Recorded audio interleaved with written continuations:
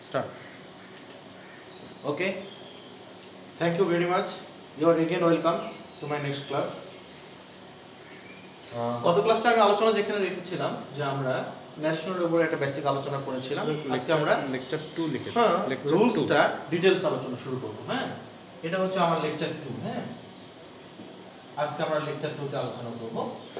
তো আমি বলেছিলাম 5টি কাজের কথা, যে ন্যারেশন করার সময় মূলত 5টি বিষয় তোমাদেরকে লক্ষ্য রাখতে হবে।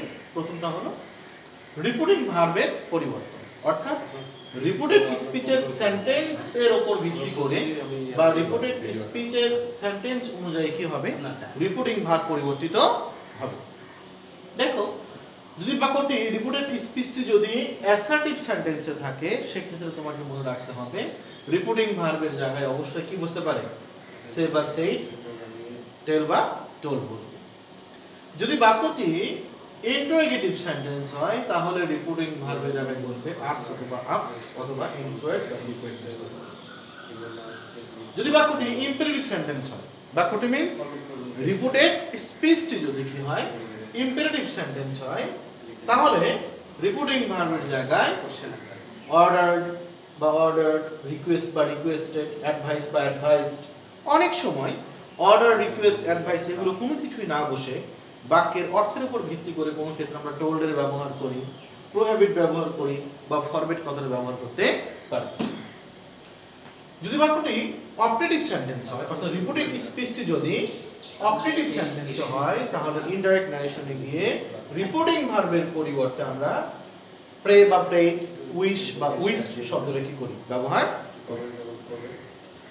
আর যদি বাক্যটি এক্সক্লেমেটরি সেন্টেন্স হয়, তাহলে রিপোর্টিং ভার্বের ক্ষেত্রে আমরা exclaimed with joy, exclaimed with sorrow, exclaimed with surprise বা গ্রিফ, এরকম অনেক শব্দ আমরা ব্যবহার করে থাকি। মনে রাখবে, রিপোর্টিং ভার্বের ব্যবহার এত কিছু এখানে উল্লেখ করার পরেও বাক্যে যদি সাপোর্ট করে যে নতুন কোনো ভার্ব ইউজ করে তুমি ডিরেক্ট বাক্যের অর্থটাকে তুমি উপস্থাপন করতে পারবে, তাহলে তুমি যে কোনো রিপোর্টিং ভার্বের ব্যবহার করতে পারবে। অর্থাৎ বাক্যের অর্থে যদি কি না হয়, পরিবর্তন না হয় এবং বক্তা ডিরেক্ট স্পিচে, রিপোর্টেড স্পিচে যে কথাটা প্রকাশ করেছে, যদি সেটাকে অর্থ অক্ষুণ্ণ রেখে তুমি ইনডাইরেক্ট ন্যারেশনে প্রকাশ করতে পারো নতুন কোনো রিপোর্টিং ভার্ব ব্যবহার করে, তাতে কোনো সমস্যা হবে না। তো আমরা এটা একটু এক্সাম্পলে আমরা আলোচনা করব যে কিভাবে এগুলো আমরা ব্যবহার করব। মনে করো সে বলল, ডিরেক্ট বাক্যে যদি আমরা এখন লিখি এভাবে, he said I am happy. He said, সে বলেছিল আই অ্যাম হ্যাপি। আমরা ইনডাইরেক্ট ন্যারেশনে যাওয়ার সময় লিখব হি। এটা বাক্যটা অ্যাসার্টিভ সেন্টেন্স। এটা হলো কি সেন্টেন্স? Assertive sentence. আমরা বললাম অ্যাসার্টিভ সেন্টেন্সে কে কে বসতে পারে, সে, সেই, টেল বা টোল। আচ্ছা, এখানে আমরা সেইড কেই ব্যবহার করব। এক্ষেত্রে আমরা টোল্ড বা টোল্ড ব্যবহার করব না, কারণ এই বাক্যে কোনো কি নেই, অবজেক্ট উল্লেখ করা নেই। যদি অবজেক্ট থাকে সেক্ষেত্রে আমরা সেইড না লিখে টোল্ড ব্যবহার করব, আর যদি অবজেক্ট না থাকে তাহলে আমরা টোল্ড ব্যবহার করতে পারবো না। অবশ্যই আমাদেরকে কি ব্যবহার করতে হবে, সেইড ব্যবহার করতে হবে। That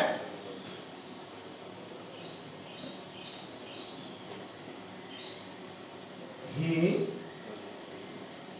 was happy.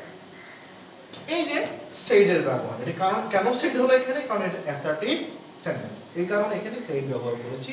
আর বললাম যে আমি টোল ব্যবহার করতে পারবো না, এই কারণে যে এখানে কোনো কি নেই, অবজেক্ট ব্যবহার করা নেই। তাহলে অ্যাসার্টিভ সেন্টেন্সে রিপোর্টিং ভার্বের জায়গায় দুটো জিনিস বসতে পারে, একটা হলো সেইড বা সে বা সেইড এবং টেল বা টোল। কিন্তু সেইড সর্বত্র ব্যবহার করা যাবে, আর টোল্ড বা টেল তখনই ব্যবহার করা যাবে যখন এখানে কি থাকবে, অবজেক্ট থাকবে। এখন আমি বললাম যদি বাক্যটা, যদি এটা ইন্টারোগেটিভ সেন্টেন্স হতো, এটা হলো কি রিপোর্টেড স্পিচ।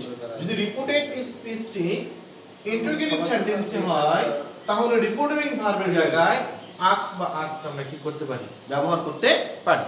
যেমন এটা আমরা চেঞ্জ করতে পারি, যদি বাক্যটা এরকম করে থাকতো, সমৃদ্ধ হবে তখন আপনি আইসিটি সিএ যে যুক্ত করেছিলেন, লেকচার তো ভিডিও লেকচার যে করলাম যেটা ওই যে লাইব্রেরি ওরই একটা পারবে দেখো এবার বাক্যটা হলো হি সেড টু মি, সে আমাকে বলেছিল, হি সেড টু মি, সে আমাকে বলেছিল what is your name, what is your name, তোমার নাম কি।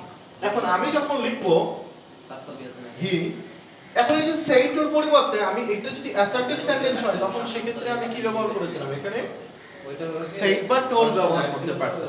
কিন্তু এখন আমি দেখব বাক্যটা কোন সেন্টেন্স, আমি দেখলাম বাক্যটি ইন্টারোগেটিভ সেন্টেন্স। কোন সেন্টেন্স? Interrogative sentence. বিধায় ইন্টারোগেটিভ সেন্টেন্সে আমি আর সেড বা টোল ব্যবহার করব না। আমি দেখলাম ইন্টারোগেটিভ সেন্টেন্সে আমি আস্ক, আস্ক, ইনকোয়ার বা ইনকোয়ার্ড ব্যবহার করতে পারি। তাহলে আমি ইউজ করব asked me। মনে রাখতে হবে এক্ষেত্রে টুটা বসবে না। asked ব্যবহৃত হলে টু ব্যবহৃত হয় না। এখন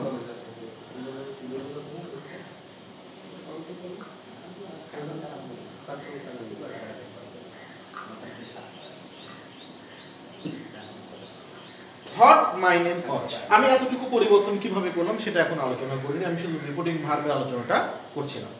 এখন আমরা দেখব যে 2 নম্বর আলোচনা। তবে এভাবে আমরা দেখলাম যে রিপোর্টিং ভার্বের পরিবর্তন কিভাবে হয়। যদি অ্যাসার্টিভ সেন্টেন্স হয় তাহলে রিপোর্টিং ভার্বের জায়গায় দ্যাট মিন্স এই ভার্বের ক্ষেত্রে আমরা সেড বা টোল ব্যবহার করব। যদি এটা ইন্টারোগেটিভ সেন্টেন্স হয় তাহলে এই রিপোর্টিং ভার্বের জায়গায় আমরা আস্ক বা ইনকোয়ার্ড ব্যবহার করব। যদি এটা ইম্পারেটিভ সেন্টেন্স তাহলে এখানে আমরা অর্ডার, রিকোয়েস্ট, অ্যাডভাইস অথবা প্রোহিবিট, ফরবিড ব্যবহার করব। যদি বাক্যটা অপারেটিভ সেন্টেন্স হয় তাহলে আমরা উইশড বা প্রেড কথাটা এখানে ব্যবহার করব। আর এক্সক্লেমেটরি হলে এক্সক্লেমেটরি জয় অথবা এক্সক্লেমেটরি ছড়া ব্যবহার করব। এবার আমরা যাব 2 নম্বর পরিবর্তনে। দ্যাট মিন্স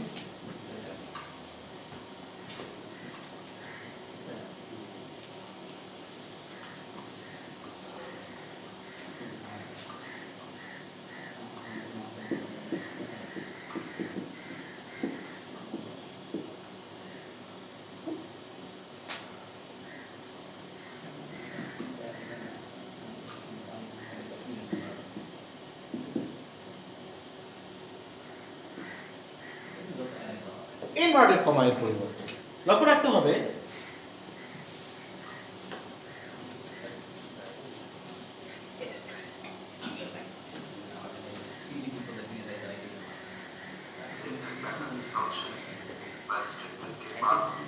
এই যে ইনভার্টেড কমা, আমরা এই যে ইনভার্টেড কমা পরিবর্তন করে ইনডাইরেক্ট বাক্যে কি লিখবো সেটা এখন আমরা এই রুলে আলোচনা করব।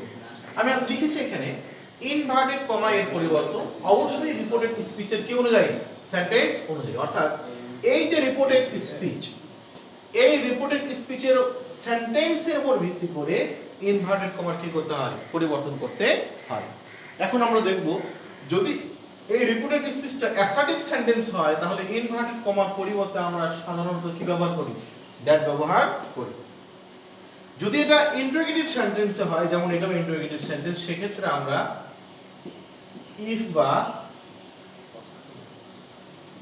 ওয়েদার অথবা ডাব্লিউএস ওয়ার্ড, ডাব্লিউএস ওয়ার্ড যদি থাকে, যেমন এখানে ডাব্লিউএস ওয়ার্ড দিয়ে শুরু করা আছে, যদি এই বাক্যটা যদি কোনো অক্সিলারি ভার্ব দিয়ে শুরু হতো, যেমন ডু দিয়ে, ডাজ দিয়ে, ডিড দিয়ে, শ্যাল অথবা উইল অথবা হ্যাভ অথবা হ্যাজ দিয়ে, সেক্ষেত্রে এই ইনভার্টেড কমার পরিবর্তে আমরা ইফ বা ওয়েদার শব্দের ব্যবহার করতাম। বাট যখন বাক্যটি কোনো ডাব্লিউএস ওয়ার্ড দিয়ে শুরু হয়েছে, যেমন এখানে হোয়াট দিয়ে শুরু হয়েছে, হু দিয়ে শুরু হতে পারে, রাইট, তখন আমরা কি করব না, ইফ বা ওয়েদার ব্যবহার না করে ডাব্লিউএস ওয়ার্ড যেটা আছে সেটাই ব্যবহার করব। একটু পরে আমরা एग्जांपल সেটা আলোচনা করব। আমরা দেখি যদি বাক্যটি ইম্পারেটিভ সেন্টেন্স হয় তাহলে ইনভার্টেড কমার পরিবর্তে সাধারণত টু বসে। সাধারণত কি বসে? টু বসে।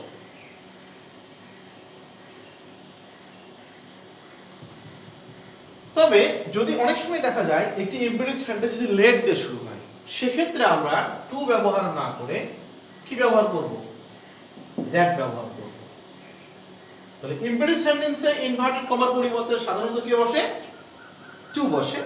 বাট যদি বাক্যটা লেট দিয়ে শুরু হয়, সেটা আমরা एग्जांपल আলোচনা করব, তাহলে সেই ক্ষেত্রে টু না বসে কি বসবে, দ্যাট বসবে, রাইট। আর অপটেটিভ সেন্টেন্স যদি হয়, অর্থাৎ এটা যদি রিপোর্টেড স্পিচটা যদি অপটেটিভ সেন্টেন্স হয় সেক্ষেত্রে ইনভার্টেড কমার পরিবর্তে দ্যাট বসে। এটা যদি এক্সক্লেমেটরি সেন্টেন্স হয় সেক্ষেত্রেও কি বসে? দ্যাট বসে। তাহলে আমরা দেখলাম ইনভার্টেড কমার পরিবর্তন অত্যন্ত সহজ। অ্যাসার্টিভ সেন্টেন্স হলে দ্যাট বসে, ইন্ডিকেটিভ সেন্টেন্স হলে ইফ অথবা ওয়েদার অথবা ডাব্লিউএস ওয়ার্ড থাকলে ডাব্লিউএস ওয়ার্ডই বসবে। ইম্পেরেটিভ সেন্টেন্সের ক্ষেত্রে টু বসবে, আর যদি বাক্যটি লেট দিয়ে শুরু হয় তাহলে দ্যাট বসবে, আর অপারেটিভ ক্ষেত্রে দ্যাট বসবে, এক্সক্লেমেটরি সেন্টেন্সেও কি বসবে? দ্যাট বসবে। তাহলে এই বাক্যটা আমরা কি করতে পারি? একটু পরিবর্তন করতে পারি। তাহলে আমরা দুইটা রুলস অলরেডি শিখে ফেলেছি। He asked me. প্রশ্নটা কেন আস্কড হলো? কারণ এটা ইন্টারোগেটিভ সেন্টেন্স। 2 নম্বর কথা, ইন্টারোগেটিভ সেন্টেন্স হওয়ার কারণে এই ইনভার্টেড কমার পরিবর্তে কি হবে না? ইফ বা ওয়েদার হতো, কিন্তু ডাব্লিউএস ওয়ার্ড থাকার কারণে যা আছে তাই হবে।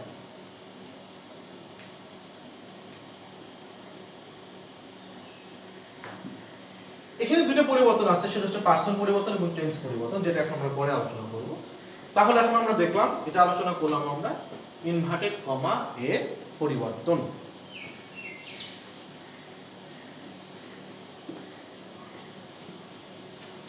মিনিট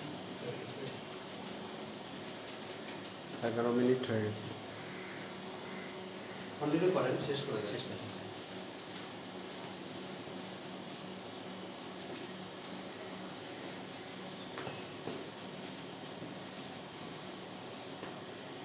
এবার আমরা 3 নম্বরে আলোচনা করব।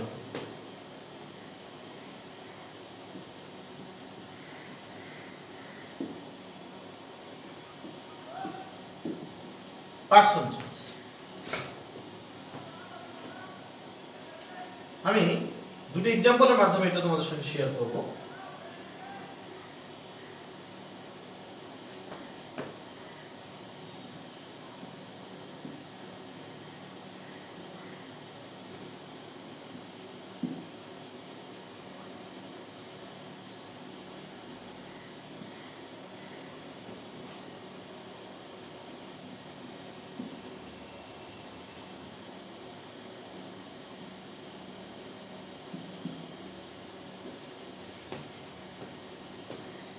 আমি বাক্য লিখেছি ডিরেক্ট বাক্যে যে the boy said to me I shall take your help. যদি বাক্যটিকে আমরা পরিবর্তন করি তাহলে আমরা লিখব the boy told me that, এই যে আই দ্য বয়কে ফলো করে হয়ে যাবে হি, উড টেকের কোনো পরিবর্তন হবে না, ইউরটা মিকে ফলো করে হয়ে যাবে মাই। এখানে দুটো জিনিস লক্ষণীয়, সেটা হলো যে পার্সন পরিবর্তনের সময় খেয়াল করতে হবে রিপোর্টেড স্পিচের অন্তর্গত যতগুলো ফার্স্ট পারসন আছে, কি পারসন? First person. রিপোর্টেড স্পিচের অন্তর্গত যতগুলো ফার্স্ট পারসন, দ্যাট মিন্স আমরা বলি যদি এভাবে যে রিপোর্টেড স্পিচ এর অন্তর্গত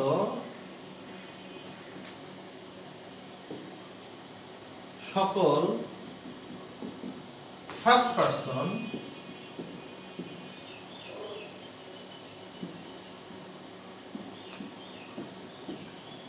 রিপোর্টিং ভার্ব এর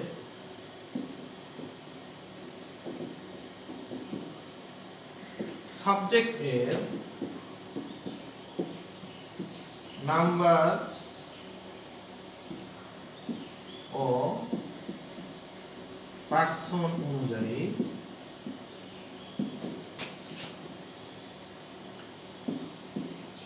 পরিবর্তিত হয়। এটা আমরা এখন ক্লিয়ার করব যে এখানে বলেছে রিপোর্টেড স্পিচের অন্তর্গত সকল ফার্স্ট পারসন, অর্থাৎ এই রিপোর্টেড স্পিচের ভিতরে যতগুলো ফার্স্ট পারসন থাকবে, যেমন I, me, my, we, our, us, সকলে কি করবে? রিপোর্টিং ভার্বের সাবজেক্টের, মানে কি রিপোর্টিং ভার্ব, এই অংশগুলো রিপোর্টিং ভার্ব, তার সাবজেক্ট কোনটা? এইটা হলো সাবজেক্ট। তাহলে রিপোর্টেড স্পিচের অন্তর্গত সকল ফার্স্ট পারসন রিপোর্টিং ভার্বের সাবজেক্ট, এর নাম্বার এবং পার্সন অনুযায়ী পরিবর্তিত হবে। দ্যাট মিন্স আইটা হলো ফার্স্ট পার্সন, আইটা কাকে ফলো করবে? রিপোর্টিং ভার্বের সাবজেক্টকে ফলো করবে। দা বয়টা হলো থার্ড পার্সন সিঙ্গুলার নাম্বার, এই কারণে দা বয়ের প্রোনাউন এখানে কি হয়েছে? হি হয়েছে। দ্যাট মিন্স আই কি হয়ে গেল? হি হয়ে গেল। কেন হি হলো? কারণ আই ফার্স্ট পার্সন, এই কারণে সে রিপোর্টিং ভার্বের সাবজেক্টকে দা বয়কে ফলো করে সেটা কি হয়ে গেল? হিতে রূপান্তরিত হয়ে গেল। এটা হচ্ছে আমাদের 1 নম্বর রুলস। 2 নম্বরে আমরা আলোচনা করব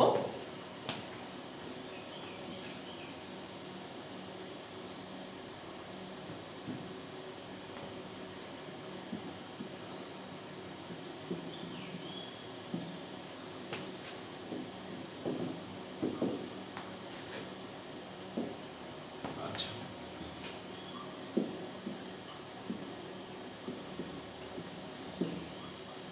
এবার দেখো আমি লিখেছি রিপোর্টেড স্পিচের অন্তর্গত সকল সেকেন্ড পারসন। দ্যাট মিন্স এই রিপোর্টেড স্পিচের ভিতরে যতগুলো সেকেন্ড পারসন থাকবে, যেমন এখানে ইওর আছে তাই না, ইওর থাকতে পারে, ইউ থাকতে পারে বা আরো অন্য কিছু থাকতে পারে, এখানে যে কোনো সেকেন্ড পারসন থাকলে সেটা কি করবে? রিপোর্টিং ভার্বের অবজেক্ট। তাহলে এটা হচ্ছে রিপোর্টিং ভার্ব, এর অবজেক্ট কি বলো তো? মি। এই রিপোর্টিং ভার্বের অবজেক্টের নাম্বার এবং পারসন অনুযায়ী কি হবে? পরিবর্তিত হবে। দ্যাট মিন্স ইওর এখানে কাকে ফলো করলো? মি কে ফলো করলো। তাহলে আই হচ্ছে ফার্স্ট পারসন, ফলো করেছে কাকে? সাবজেক্টকে। কিন্তু ইওর হলো সেকেন্ড পারসন, ফলো করলো কাকে? রিপোর্টিং ভার্বের অবজেক্টকে। কিন্তু মি কে ফলো করলেও এখানে কি করলো না? মি ব্যবহার করলো না। কি হয়ে গেল? মাই হয়ে গেল। কারণ ইওর শব্দটা এখানে কি পর্যায়ে আছে? পজিটিভ ফর্মে আছে। সুতরাং মি কে অনুসরণ করবে কিন্তু তাকে পজিটিভ ফর্মে কি করবে? রূপান্তরিত করবে। এই কারণে হয়ে গেল মাই। দ্যাট মিন্স আমরা এখানে কি শিখলাম? যে রিপোর্টেড স্পিচের অন্তর্গত সকল ফার্স্ট পারসন রিপোর্টিং ভার্বের সাবজেক্টকে ফলো করে, রিপোর্টেড স্পিচের অন্তর্গত সকল সেকেন্ড পারসন রিপোর্টিং ভার্বের অবজেক্টকে ফলো করে। আর যদি এখানে কোনো থার্ড পারসন থাকে তাহলে মনে রাখতে হবে থার্ড পারসনের আর কোনো পরিবর্তন হয় না। তাহলে 3 নম্বরে আমরা কি শিখবো? 3 নম্বরে আমরা শিখলাম 3 নম্বর রুলসে যে রিপোর্টিং ভার্বের অন্তর্গত সকল ফার্স্ট পারসন রিপোর্টেড স্পিচের অন্তর্গত সকল ফার্স্ট পারসন রিপোর্টিং ভার্বের সাবজেক্টকে ফলো করে, আর সেকেন্ড পারসন অবজেক্টকে ফলো করে। আর সি নম্বর তোমরা একটু মনে রাখবা, থার্ড পারসন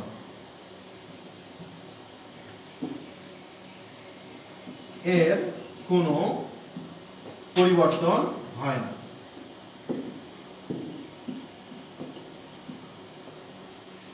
পার্সন নিয়ে আরো একটু পরিবর্তন আছে, সেগুলো আমরা ক্লাসে ডিটেইলস আলোচনা করব, যেগুলোকে আমরা এক্সেপশনাল রুলস হিসেবে ধরে নিব। বেসিক 3টা কথা তোমাদের জানা দরকার। ফার্স্ট পারসন সাবজেক্টকে ফলো করে, সেকেন্ড পারসন অবজেক্টকে ফলো করে, থার্ড পারসন কোনো পরিবর্তন হয় না। সহজে এই 3টি কথা মনে রাখবে। ধন্যবাদ সকলকে।